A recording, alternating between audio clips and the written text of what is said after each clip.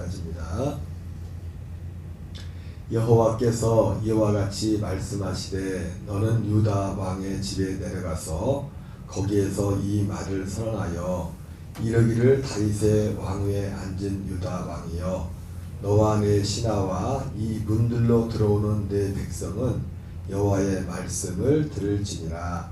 여호와께서 이와 같이 말씀하시되 너희가 정의와 공의를 행하여 탈취당한 자를 압박하는 자의 손에서 건지고 이방인과 고아와 과부를 압제하거나 학대하지 말며 그곳에서 무지한 피를 흘리지 말라. 너희가 참으로 이 말을 준행하면 다윗의 왕위에 앉을 왕들과 신하들과 백성이 병거와 말을 타고 이 집 문으로 들어오게 되리라. 그러나 너희가 이 말을 듣지 아니하면 내가 나를 두고 맹세하노니 이 집이 황폐하리라. 여호와의 말씀이니라. 여호와께서 유다 왕의 집에 대하여 이와 같이 말씀하시니라. 내가 내게 길앗 같고 레바논의 머리이나 내가 반드시 너로 광야와 주민이 없는 성읍을 만들 것이라. 내가 너를 파멸할 자를 준비하리니 그들이 각기 손에 무기를 가지고 내 아름다운 백향목을 찍어 불에 던지리라. 여러 민족들이 이 성읍으로 지나가며 서로 말하기를 여호와가 이 큰 성읍에 이같이 행함은 어찌 됨인고 하겠고 그들이 대답하기는 이는 그들이 자기 하나님 여호와의 언약을 버리고 다른 신들에게 절하고 그를 섬긴 까닭이라 하셨다 할지니라. 아멘. 할렐루야. 오늘은 에레미야 22장 1절부터 9절까지 본문의 말씀을 중심으로 모든 백성에게 하나님 여호와의 언약을 전하라. 모든 백성에게 하나님 여호와의 언약을 전하라는 제목으로 하나님 말씀을 전하도록 하겠습니다. 오늘 1절부터 보면은 하나님이 말씀이 에레미야에게 임해서 에레미야에게 너는 유다 왕의 집에 내려가서 거기에서 이 말을 선언하라 이렇게 말씀하고 계십니다. 그러면서 이르기를 다윗의 왕위에 앉은 유다 왕이여 너와 내 신하와 이 문들로 들어오는 내 백성은 여호와의 말씀을 들을지어다. 네, 하나님이 유다 왕의 집에 내려가서 말씀하라고 하셨는데 보니까 이 말씀은 단지 유다 왕에게만 한 말씀이 아니라 유다 왕의 신하와 이 문들로 들어오는 모든 백성들에게, 유다 왕에게 가서 말씀했지만 모든 사람에게 들으라는 거죠. 하나님이 여러분 하나님이 뭐 사도를 세우고 선자들을 세웠지만은 그 사람들 사도들과 선자들만 특별한 게 아니에요. 사도들과 선자들을 세운 거 뭡니까? 우리를 위해서 사도가 선지자들이 했던 그 말들을 우리에게 말씀하게 됩니다. 사실은 모든 사람이 모든 말 목사기 때문에 모기 때문에 이 사람은 들어야 되고 다른 나는 듣지 않았 나는 듣지 우리는 듣지 않아도 되겠다 그런 게 아닙니다. 하나님의 말씀은 모든 사람이 들어야 돼요. 같은 말씀. 이 사람은 이 말씀을 듣고 이 사람 이 말씀이 아니라 모두가 같은 말씀을 들어야 돼요. 다만 이것을 전하는 과정에 있어서 통로로서 목사를 세우고 선자를 세우고 사도를 세운 것이지 목회자기 때문에 목회자는만 이 말씀을 듣고 그냥 일반 교회는 안 들어도 돼. 그거 아닙니다. 다 들어야 되는 거예요. 다 들어야 돼요. 모든 사람. 왜 이것을 분명히 해야 돼요. 하나님은 모든 사람이 구원을 받으며 진리라는 데 이르기를 원한다고 말씀했습니다. 3절 보면은 여호와께서 이와 같이 말씀하시되 그러면서 오늘 하나님이 유다 왕과 그 백성에 이르기까지 전했던 그 말씀의 핵심이 3절입니다. 오늘 내용에는 그런 내용. 여호와께서 이와 같이 말씀하시되 너희가 정의와 공의를 행하여 탈취당한 자를 압박하는 자의 손에서 건지고 이방인과 고아와 과부를 압제하거나 학대하지 말며 이곳에서 무지한 피를 흘리지 말라. 아마도 이때 당시 에레미야 시대에 이스라엘 백성들이 유다 백성들이 하나님 앞에 범죄했던 어떤 죄의 많은 부분들이 이런 내용들이었나 봅니다. 탈취당한 자를 탈취당한 사람들을 압박자로부터 탈취당한 일들이 많고, 그리고 이방인과 고아와 과부들이 어쩔 수 없이 이방인과 고아와 이 과부라는 것은 사회적인 약자죠, 그죠? 약자죠. 언제나 하나적인 약자지만은 특별히 이 시대는 이방인과 고아 과부를 압제하거나 학대한 일들이 많았던 것 같습니다. 이곳에서 무지한 피를 말며 이곳에서 무지한 피를 흘리지 말라. 무지한 피 뭡니까? 죄가 없는데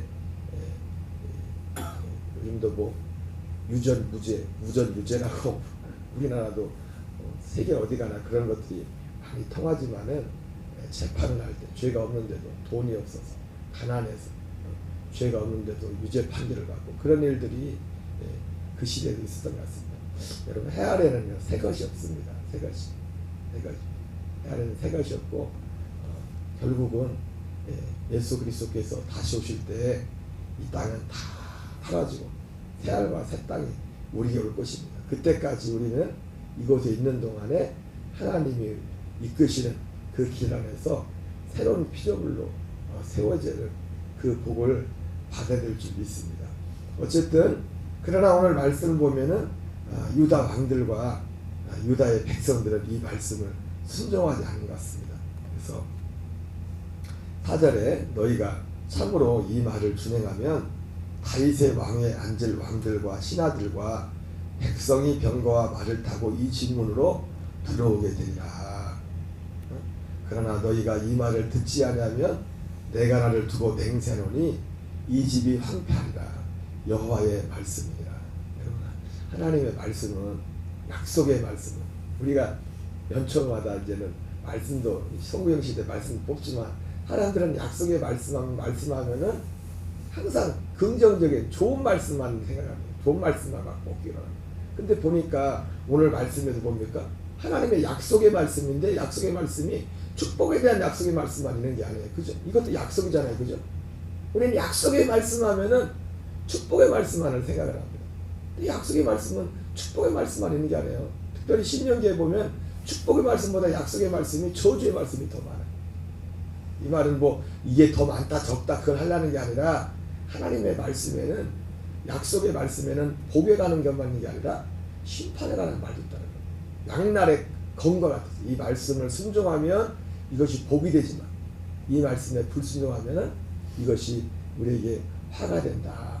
그런 것입니다. 그러나 너희가 이 말을 듣지 아니하면 내가 나를 두고 맹세노니 이 집이 황폐하리라. 결국 이 예루살렘의 이 운명을 볼 때 예루살렘은 오늘 이 3절에서 하나님께서 말씀하셨던 이 말씀을 듣지 않은 거죠. 듣지 않은 거죠. 여호와께서 유다 왕의 집에 대하여 이와 같이 말씀하시니라. 내가 내게 길앗 같고 레바논의 머리이나 내가 반드시 너로 광야와 주민이 없는 성읍을 만들 것이라.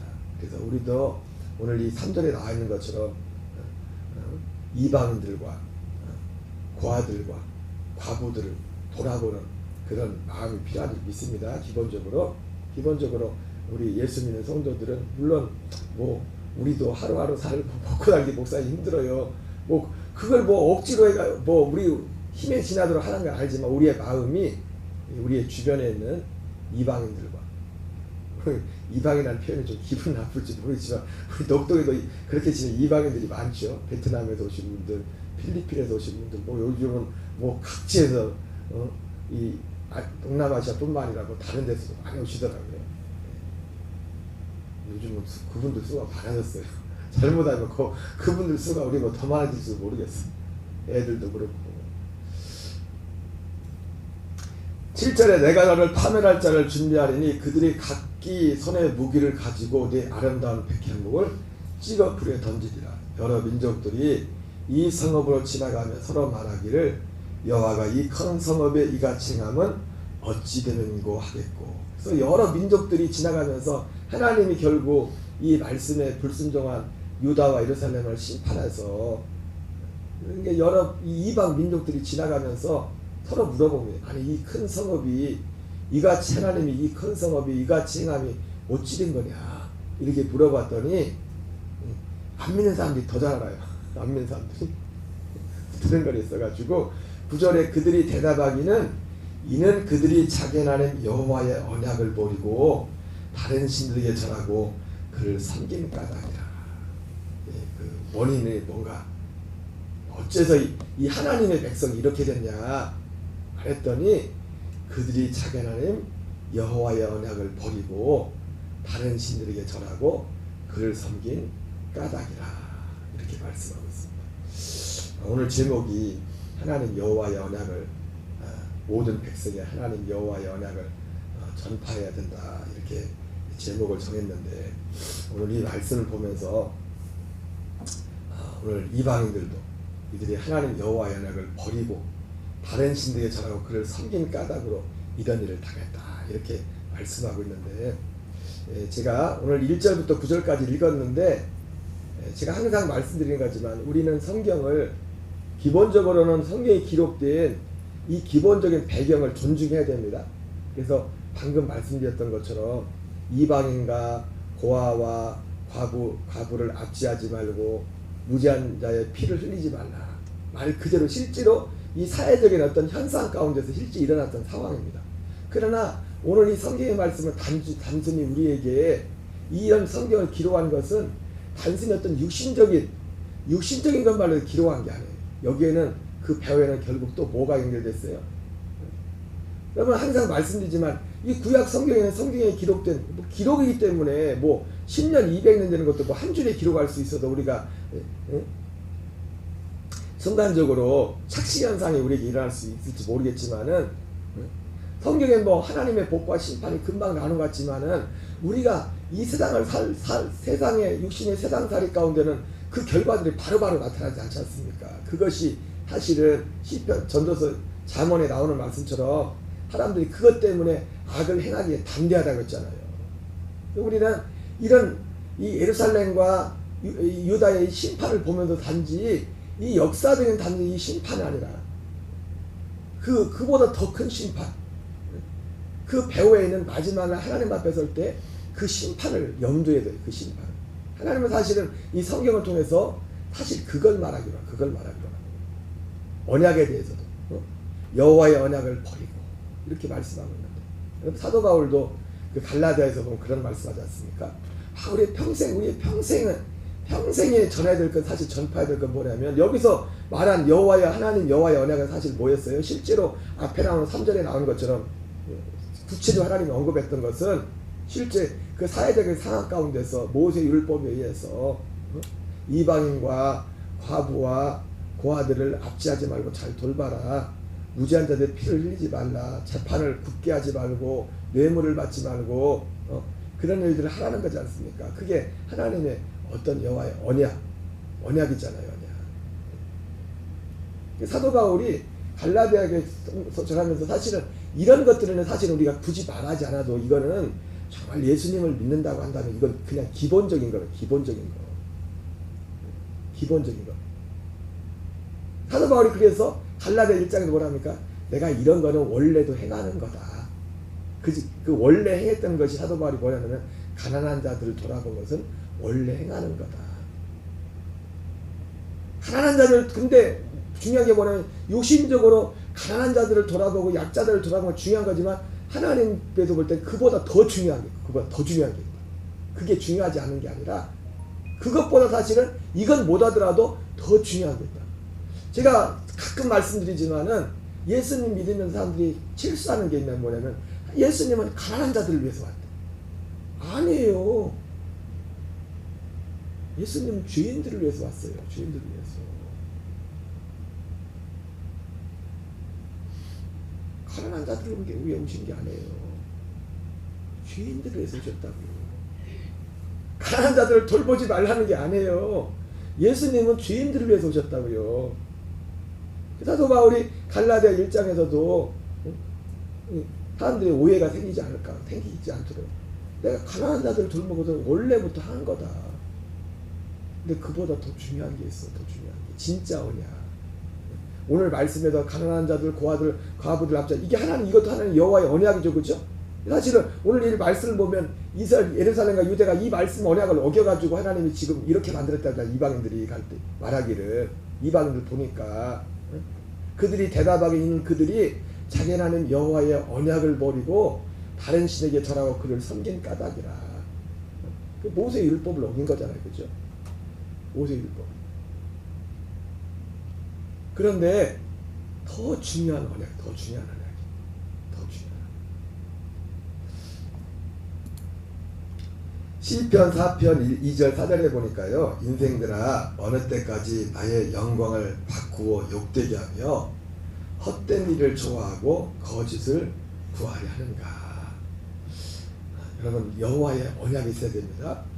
이 3절에 보면서, 물론 제가 아까 말씀드렸지만 이 3절의 말씀은 기본적인 건 뭐냐면, 이 모세의 율법 실제로 그들의 실제 사회 상황 가운데서 실제 이방인들이 있고 실제 육신적인 고아와 육신적인 과부가 있잖아요, 그죠? 그들을 잘 돌보라는 거잖아요, 그죠? 그런데 이 말씀 가운데 또 다른 하나님의 언약을 대입해 볼 때, 이방인과 고아와 과부, 이방인과 고아와 과부의 특징이 뭔가 봤더니 하나님의 언약, 진짜 언약. 여러분, 하나님의 진짜 언약은, 마지막 진짜 최종적인 언약은 뭡니까? 아브라함에게 전한 복음이라고. 아브라함에게 전한 복음.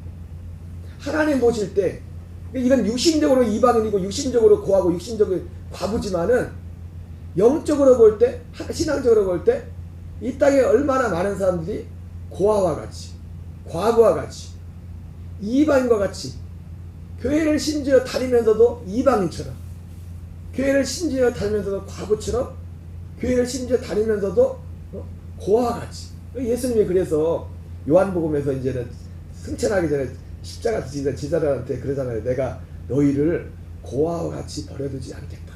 이런 표현들을 합니다. 고아와 같이. 영적인 고아, 영적인 과부, 영적인 이방인들이 얼마나 많은지 몰라요. 그러니까 육신적인 이방인, 제가 항상 말씀드리면 제가 육신적인 것을 제가 무시하는 게 아닙니다. 근데 항상 말씀드리지만 육신적인 것은요, 이방인이나 하나님의 백성들이나 하나님이 차별이 없어요. 거의 많은 면에서. 어떻게 보면 예수 안 믿는 사람들이 가진 게 더 많은데, 세상적으로. 그래 안 그래요? 그래 안 그래요? 교회 밖에가 더 배운 사람들이 많고, 더 가진 사람들도 많고, 더 좋은 집에 산 사람들도 많아요. 제가 그걸 무시하는 게 아니에요. 하나님, 또 저도 개인적으로 하나님이 그런 것들을 공부하는 것을 경험하고 살고 있기 때문에 그걸 무시하는 게 아니에요. 하지만 하나님께서 정말 우리에게 주고, 우리에게 하고 싶은 말은 뭐냐? 진짜 언약을, 진짜 언약. 제가 방금 읽어드렸던 시편 4편 2절 4절에 나오는 인생들아 어느 때까지 내 영광을 받고 욕되게 하겠느냐. 이 영광을 받고 욕되게 한다는 게 뭐예요? 제가 지난주도 그 이번 주도 주일날 주기도문에 대해서 말씀을 같이 읽고 뭐 다 전하지 못했지만 말씀 전했지만은, 주기도문 이렇게 기도하라는 것에 있어서 가장 중요한, 제가 중요한 게 뭡니까?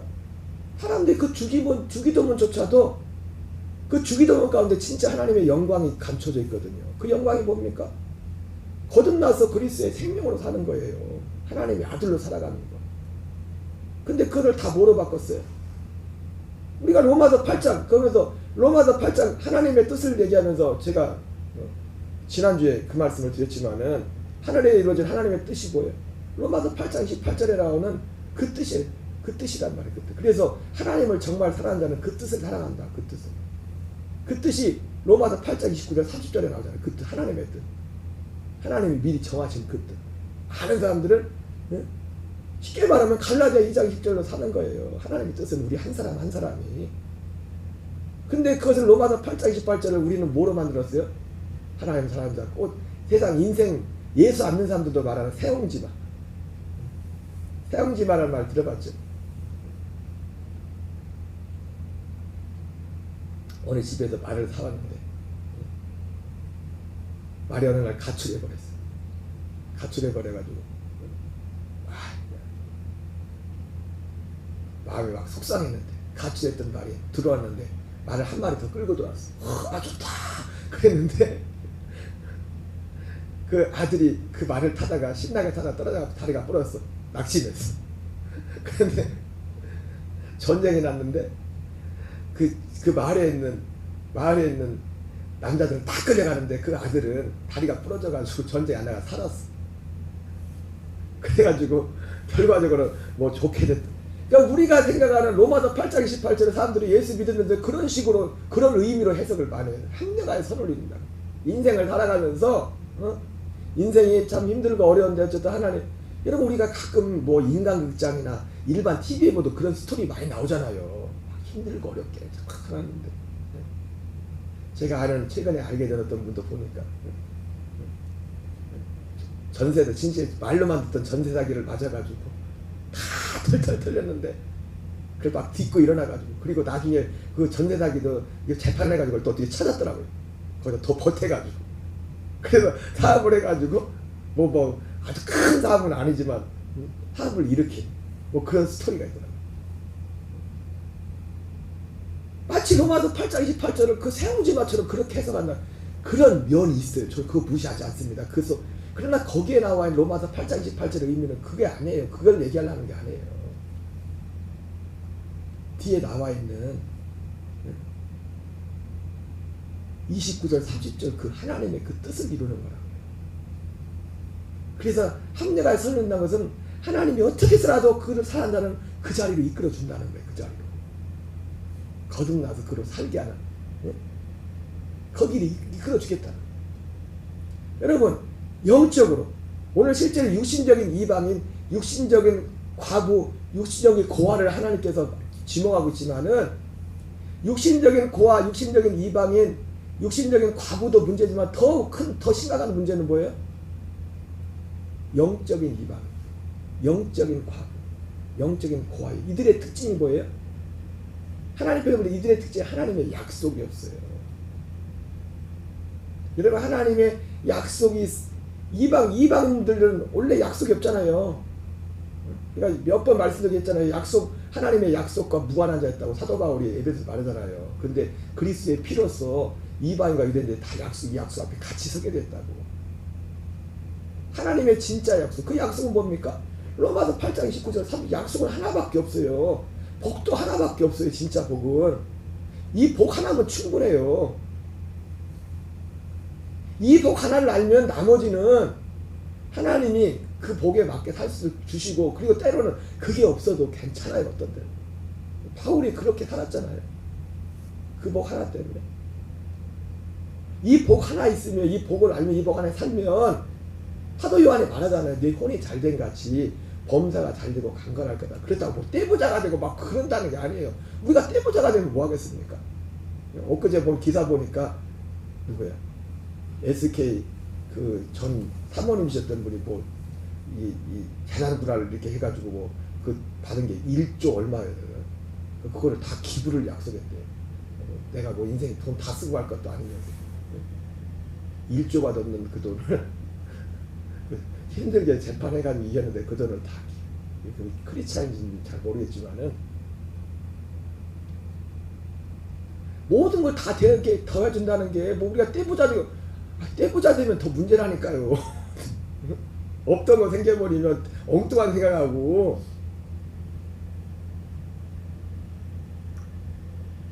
고아도 하나님 볼 때 육신적인 고아도 문제지만은 진짜 문제는 뭐예요? 영적인, 이건 영혼과 연결된 거예요. 영적인 이방, 육신적인 이방인, 육신적인 고아, 육신적인 과부는 이 땅에서 좀 고생하고 그러겠지만은 영적인 이방인, 영적인 고아, 영적인 과부는 영혼의 문제가 돼. 영원한 문제. 이 세 사람의 특징이 뭐예요? 하나님의 약속 받게 된 사람들. 고아. 예수님이 근데 제자들한테 그랬잖아요. 내가 너희를 고아같이 버려두지 않겠다. 제자들은 약속이 있었거든요. 약속. 과부. 사도 바울이 고린도후서에서 내가 너희를 그리스도께 정결한 처녀로 너에게 중미합니다. 한 남편인 그리스도께요. 한 남편인 그리스도와 남편 없이 사는 남편이신 그리스도 없이 신앙생활하는 사람들이 얼마나 많은데요. 왜 이 약속을 모르니까. 하나님 하신 약속을 모릅니까? 왜 여러분 오늘 마지막에 요거 마치겠어요.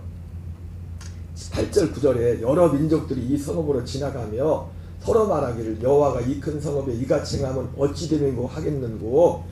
그들이 대답하기를 이는 그들이 자기 하나님 여호와의 언약을 버리고. 비참한 실제 역사적으로 예루살렘과 유다가 비참하게 된 것처럼 하나님의 언약이 없으면 예수 이름을 불러도 이 언약 안에 살지 않으면 마태복음 7장 21절처럼 비참하게 됩니다. 비참하게. 우리는 절대로 이방인처럼 살면 안 돼요. 우리는 절대로 과부처럼 고아처럼 살면 안 돼요. 그러나 그게 우리의 마음대로 됩니까? 하나님의 이 언약을 알지 못하면 진짜 약속. 주님이 말씀하신 그 주기도면서 말씀하는 하나님의 뜻, 이런 거 하나하나 이 내용들을 세부적으로 알고 이 안에 서지 않으면 우리는 원하지 않아도 우리는 이방인처럼 살 수밖에 없어요. 고아처럼, 영적인 고아, 영적인 과부처럼 살 수밖에 없어요. 그래서 우리는 이 약속을 모든 사람들에게 이 약속을 전파해야 됩니다. 이 언약을. 예수님은 이 언약을 이루기 위해서 오셨어요. 예수님 오신 목적은, 그래서 예수 그리스도를 히브리서 9장 15절에서는 새 언약의 중보자다. 아버지, 내가 이 뜻을 이루러 왔습니다. 이 뜻은 첫째 것을 패하고 둘째 것을 세우는 것입니다. 내가 이 뜻을 따라 내 몸을 단번에 드립니다. 이 뜻을 이루기 위해서. 사도 바울도 내가 사도를 세운 것은 바로 이 말씀을 이루기 위함이다. 이 말씀은 이 비밀은 만세와 만대로부터 감췄던 것인데 이 비밀은 너희 안에 계신 그리스도다. 하나님의 약속은 뭐예요? 내 안에 계신 그리스도로 사는 그런 사람들로 한 사람 한 사람을 다 세우는 것입니다. 우리 한 주간도 이 은혜 가운데 승리하는 저와 여러분 되시기 바랍니다. 우리 주기도문을 마치겠습니다. 하늘에 계신 우리 아버지여, 이름이 거룩히 여김을 받으시오며 나라의 마옵시며 뜻이 하늘에서 이루어진 것 같이 땅에서 이루어지이다. 오늘날 우리에게 일용할 양식을 주옵시고 우리가 우리에게 죄 지은 자를 사하여 준 것 같이 우리의 죄를 사하여 주옵시고 우리를 시험에 들게 하지 마옵시며 다만 악에서 구하옵소서. 그게 나라와 권세와 영광이 아버지께 영원히 싸움나이다. 아멘. 주여 주여 주여.